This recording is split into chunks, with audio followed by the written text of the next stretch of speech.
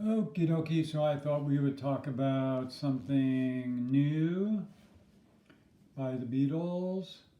Um, I just figured I'd give you a little bit more time to put together Norwegian Wood. I don't know how you're coming on that, but hopefully you're making some progress. This should actually be a little easier, but it's still a great guitar tune. The tune Something by the Beatles. Um, we're going to play this in the original key. So I'm assuming that you're familiar with the song, but if for some reason you are not that familiar with the song, give it a couple of listens because we're kind of going to be playing it exactly the way the recording goes, except we'll be doing a instrumental version and we might touch on playing the rhythm guitar to it like we often do, so you can get some practice in rhythm playing. But as we know, when we're kind of playing solo guitar by ourselves, the arrangements are the most gratifying things to play. So looking at the very beginning, we have the intro, which is basically, you see that 4-3-1 there, 4-3-1. I kind of have my three fingers on all three of those notes. I'm going 3-2-1-2, and then I'm going to an E flat chord, and what I'm doing is I'm just sliding my ring finger up to the 5th fret, dropping the pinky on the 6th, and putting the first finger on the 3rd fret of the G string. Okay, so going back to the beginning, we have the F chord, sliding up, bringing the ring finger up, and then we're into the song, the C chord. And that would be the first syllable of the word something, something in the way she moves. Just for the fun of it, on the B string, the 10th fret, just to show you how to play these simple little guitar intro that the Beatles actually play on it. If you play the 10th fret of the B string, and then what you do is you put your ring finger on the 12th fret and you kind of bend it up and bring it back down like that, and then back to the first finger. So first finger, bend up the ring finger on the 12th, and then back to the first finger, and then the second finger, same string, and then the ring finger, same string. So that's the intro that you hear on the recording. And then they go into the song, Something in the Way She Moves. Okay, so what we're doing down here is we're doing the same thing, except we're playing it an octave lower in more of the arrangement format.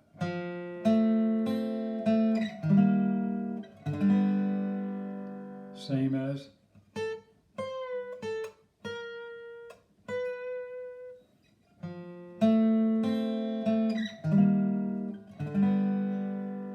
Hopefully you can hear that that's essentially the same thing, except an octave different. Okay, so we have that intro. And then, as I said, we get into the main part of the song. Something in the Way She Moves, that would be that first measure.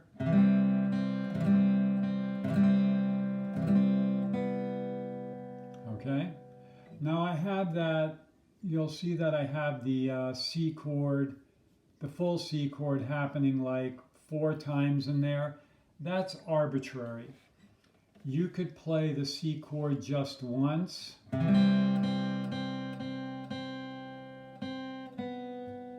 And let that C chord ring. If you like that sound, you could play the C chord for every one of those notes. And then play it on that, the final note in that measure just by lifting up the first finger. The main thing is the melody. If you look at all that 1, 1, 1, 1, 1, that's the melody. Right? Something in the way she moves. And the C chord is the chord. So you can play it exactly as I have it written there.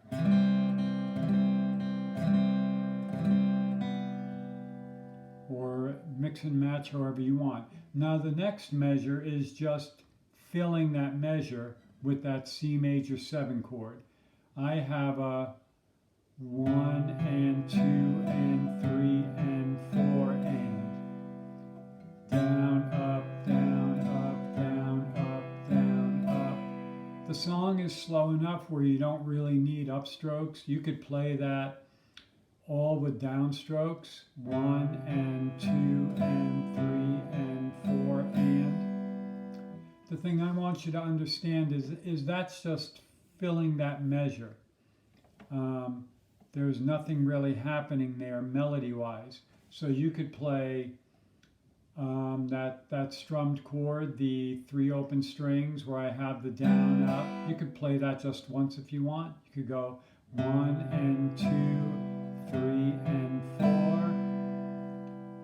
4. Either way, I want you to be able to appreciate that you have options and exercise some creative license when you're putting these arrangements together.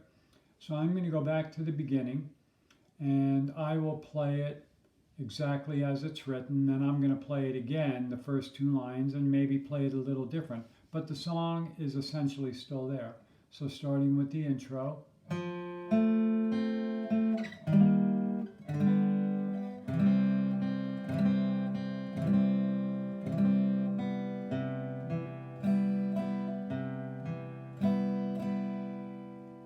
Okay, now I'm going to do it again, and when I get to that fill measure, the second measure of the second line, I'm just going to play 1 strum after each of the 2 notes. So from the beginning. 1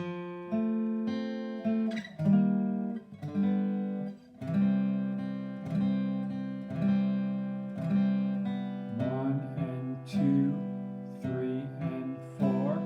That might even be better because the song moves along very gently, and that doesn't quite push the song as hard as playing the 2 strums.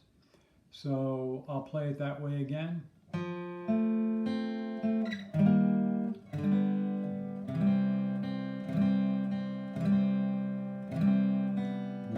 and 2, 3 and 4. Okay? Either way, the main thing is to bring out the melody. Then we get to the next line, and we have a C bass. So we're going from a C chord in the start of the second line to a C major 7. Then we're going to a C7, so I'm going to drop my pinky down onto the 3rd fret. I'm still holding the C chord. I'm going to drop my pinky down onto the 3rd fret of the G string.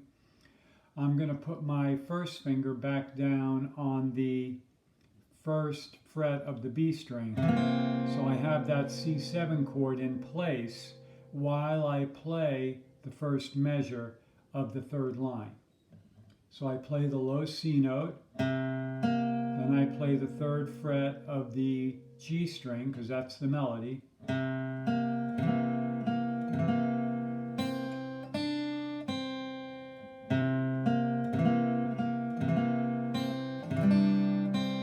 Or you can put that strum in.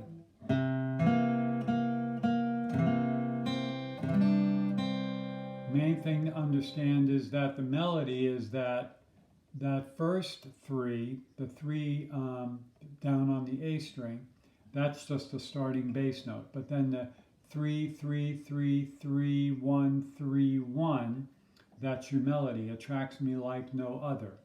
Attracts me like no other. And then we get to the next measure, and we have an F chord. I'm playing the F chord with my thumb, as is my traditional way of playing it. You can play it as a bar, okay? Or you could actually just leave that bass note out and play the 3, 3, 2, 1. And that would be the word lover. on the F chord there. So going back to the beginning of that third line, attracts me like no other lover. Okay? One, and then what I'm doing is, once again, as you know, I'm playing with my thumb there. I'm playing a F major 7 chord, again, then an A7 chord, and that's going to take me into the next portion of melody. So let me put that all together from the beginning a couple of times.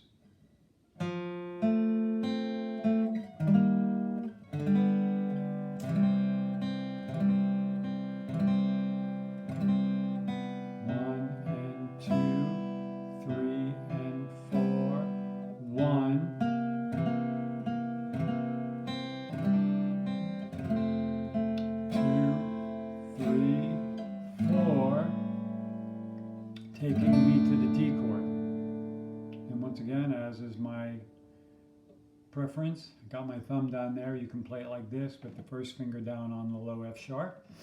I prefer the thumb. Okay, I'm going to play that, the first 3 lines again. 3, 4, 1.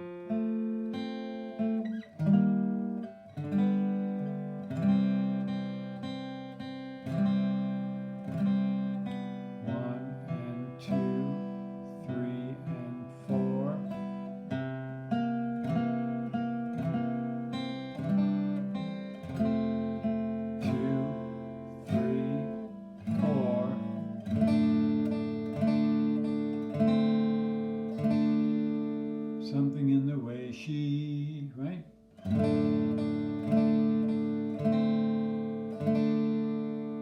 So all I had to do was lift up that pinky.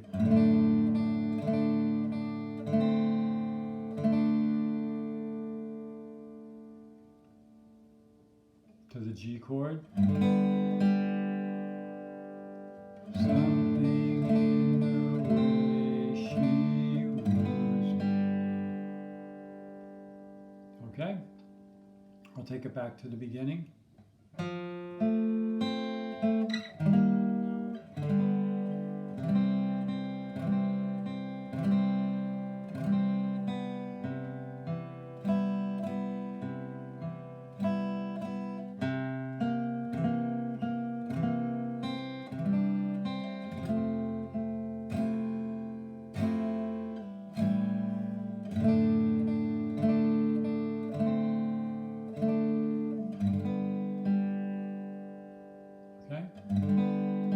Then we go to the A minor 7, to the inverted G, 2003, and then a G bass note. So we got 1 and 2, 3, 4. 1 and 2, 3, 4. And that'll bring us into the next section of the song.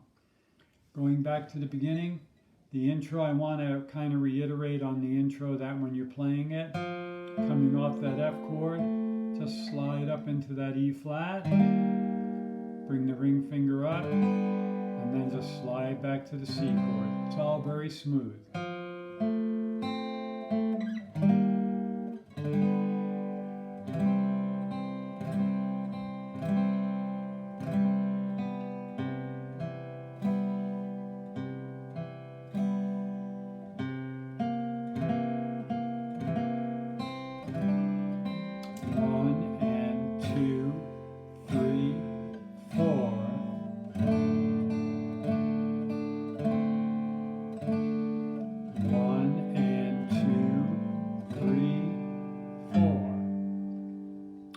That's going to bring us into that next section.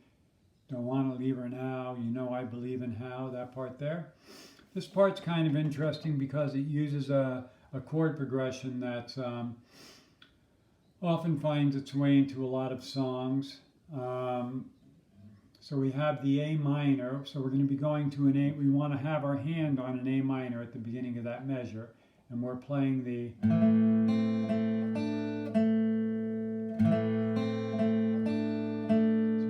first strum, the first finger, second, drop the pinky for the 3, back to the second. Don't wanna leave her. And then it goes to the last chord in that measure is the word now. And that's an A minor with a major 7. It's a dissonant chord. You can hear the dissonance in there, but that's intentional. Okay, so when you're going from the A minor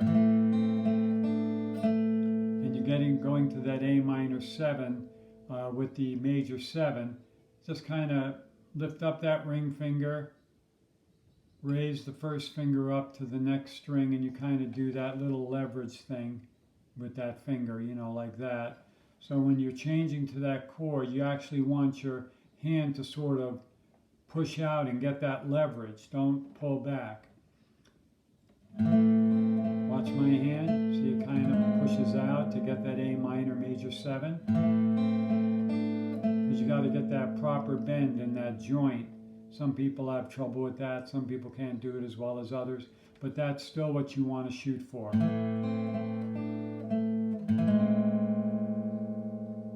then we go to an A minor 7. We pick the melody notes. 3, 1, 3, open. We leave the first finger where it is. Bring the second finger down. Drop the pinky. So all together we have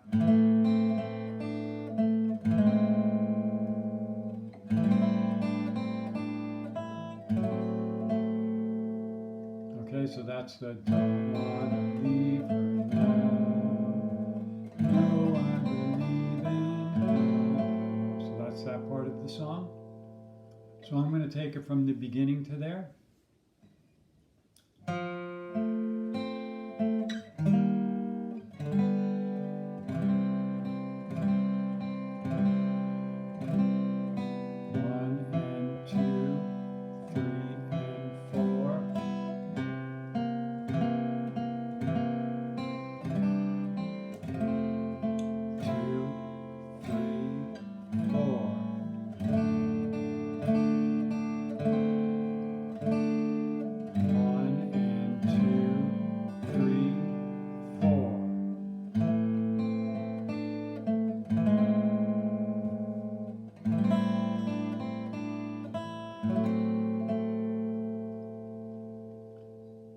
Okay, so that takes us through the verse of the song, and then it would just repeat back to the beginning. And then the second verse. Okay, we'll talk about exactly how we're going to get back to the beginning. We're just going to dull that up a little bit, but we won't talk about that right now. We don't want to interfere with just learning the basics of the song. So I'm just going to play through it a couple of times. Once again, I want to stress that when you have the chords, like in measure 1, you can strum that chord as many times as you want.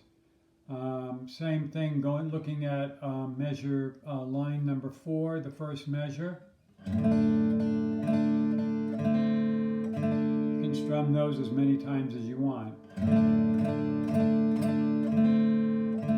There I strummed it every time.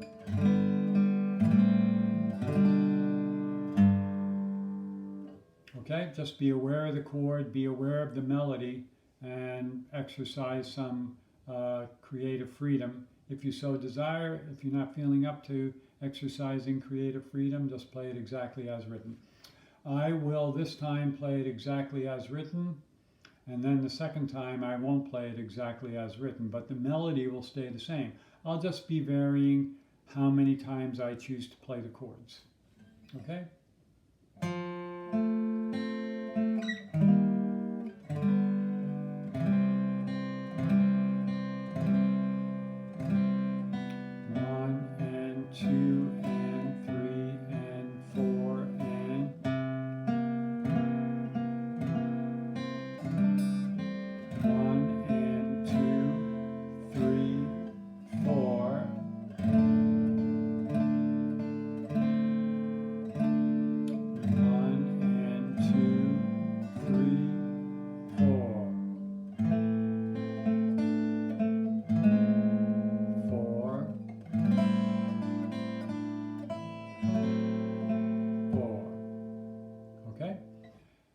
I'll do another play along, and this time I'll mix it up a little bit. It'll essentially be the same.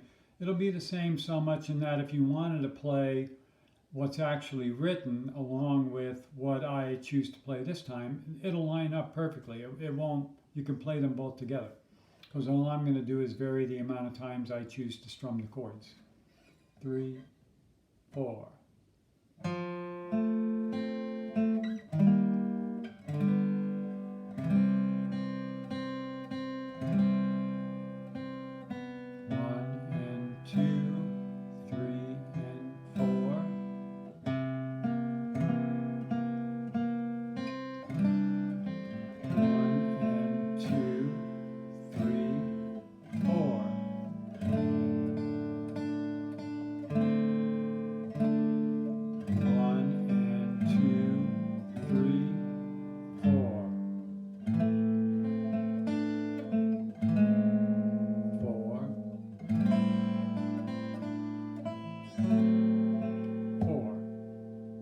Okay, so that gets us started on something new. That's a very good guitar song. And if you want, you can, depending on how far you want to go with this, we can actually play the entire guitar solo. I think it's in your reach to play the actual George Harrison guitar solo. So we may look at that too. And just because it's fun to play. I've always enjoyed copying guitar solos and playing them along with the record. It's a great thing to do. It really increases your technique. It sharpens your ear because you're listening for all the nuances in the lead playing. Just enhances your overall musicianship. So there's a lot that can be done with this song, as is the case with every song. So hopefully we all enjoy this one, and any comments or questions, you know where to reach me.